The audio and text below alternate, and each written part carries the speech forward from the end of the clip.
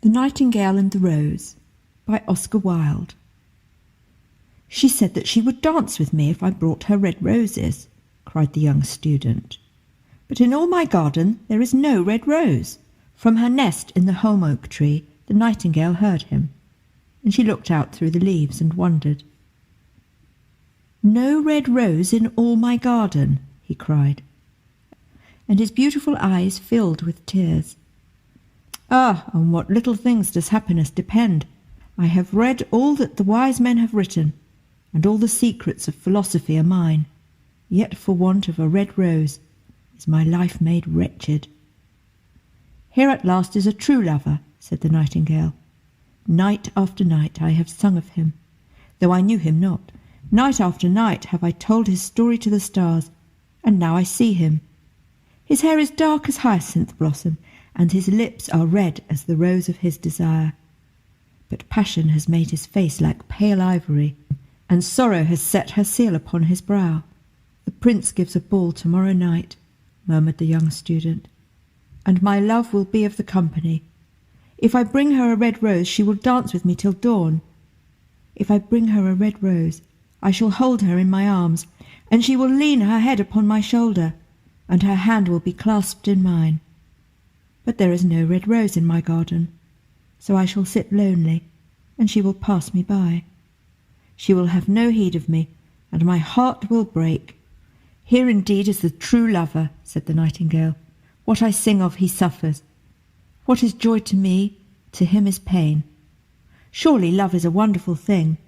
It is more precious than emeralds, and dearer than fine opals. Pearls and pomegranates cannot buy it, nor is it set forth in the marketplace. It may not be purchased of the merchants, nor can it be weighed out in the balance for gold. The musicians will sit in their gallery, said the young student, and play upon their stringed instruments, and my love will dance to the sound of the harp and the violin. She will dance so lightly that her feet will not touch the floor, and the courtiers, in their gay dresses, will throng around her. But with me she will not dance, for I have no red rose to give her. And he flung himself down on the grass, and buried his face in his hands, and wept. Why is he weeping? Asked a little green lizard, as he ran past him with his tall tail in the air. Why, indeed, said a butterfly, who was fluttering about a sunbeam. Why, indeed, whispered a daisy to his neighbour, in a soft, low voice. He is weeping for a red rose, said the nightingale. For a red rose, they cried. How very ridiculous. And the little lizard, who was something of a cynic, laughed outright. But the nightingale understood the secret of the student's sorrow, and she sat silent in the oak tree, and thought about the mystery of love. Suddenly she spread her brown wings for flight, and soared into the air. She passed through the grove like a shadow, and like a shadow she sailed across the garden. In the centre of the grass plot was standing a beautiful rose tree, and when she saw it, she flew over to it and lit upon a spray. Give me a red rose, she cried, and I will sing you my sweetest song. But the tree shook its head. My roses are white, it answered, as white as the foam of the sea, and whiter than the snow upon the mountain. But go to my brother who grows around the old sundial, and perhaps he will give you what you want. So the nightingale flew over to the rose tree that was growing round the old sundial. Give me a red rose, she cried, and I will sing you my sweetest song. But the tree shook its head. My roses are yellow, it answered, as yellow as the hair of the mermaiden, who sits upon an amber throne, and yellower than the daffodil that blooms in the meadow before the mower comes with his scythe. But go to my brother who grows beneath the student's window, and perhaps he will give you what you want. So the nightingale flew over to the rose tree that was growing beneath the student's window. Give me a red rose, she cried, and I will sing you my sweetest song. But the tree shook its head. My roses are red, it answered, as red as the feet of the dove, and redder than the great fans of coral that wave and wave in the ocean cavern. But the winter has chilled my veins, and the frost has nipped my buds, and the storm has broken my branches, and I shall have no roses at all this year. One red rose is all I want, cried the nightingale. Only one red rose. Is there no way by which I can get it? There is a way, answered the tree, but it is so terrible that I dare not tell it to you. Tell it to me, said the nightingale. "I am not afraid. If you want a red rose," said the tree, "you must build it out of music by moonlight, and stain it with your own heart's blood. You must sing to me with your breast against a thorn. All night long you must sing to me, and the thorn must pierce your heart, and your lifeblood must flow into my veins and become mine." "Death is a great price to pay for a red rose," cried the nightingale, "and life is very dear to all. It is pleasant to sit in the greenwood and to watch the sun in his chariot of gold, and the moon in her chariot of pearl. Sweet is the scent of hawthorn, and sweet are the bluebells that hide in the valley, and the heather that blows on the hill. Yet love is better than life, and what is the heart of a bird compared to the heart of a man?" So she spread her brown wings for flight and soared into the air. She swept over the garden, and like a shadow she sailed through the grove. The young student was still lying on the grass where she had left him, and the tears were not yet dry in his beautiful eyes. "Be happy," cried the nightingale, "be happy. You shall have your red rose. I will build it out of music by moonlight, and stain it with my own heart's blood. All that I ask for you in return is that you will be a true lover, for love is wiser than philosophy, though she is wise, and mightier than power, though he is mighty. Flame-coloured are his wings, and coloured like flame is his body. His lips are sweet as honey, and his breath is like frankincense." The student looked up from the grass and listened, but he could not understand what the nightingale was saying to him, for he only knew the things that are written down in books. But the oak tree understood and felt sad, for he was very fond of the little nightingale, who had built her nest in his branches. "Sing me one last song," he whispered.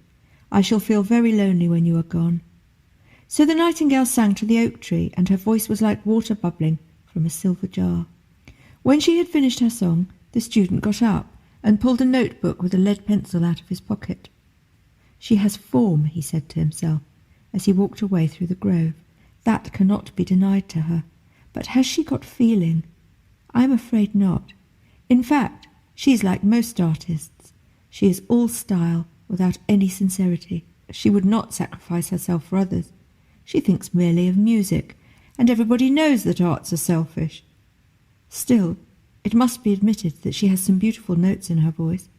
What a pity it is that they do not mean anything or do any practical good."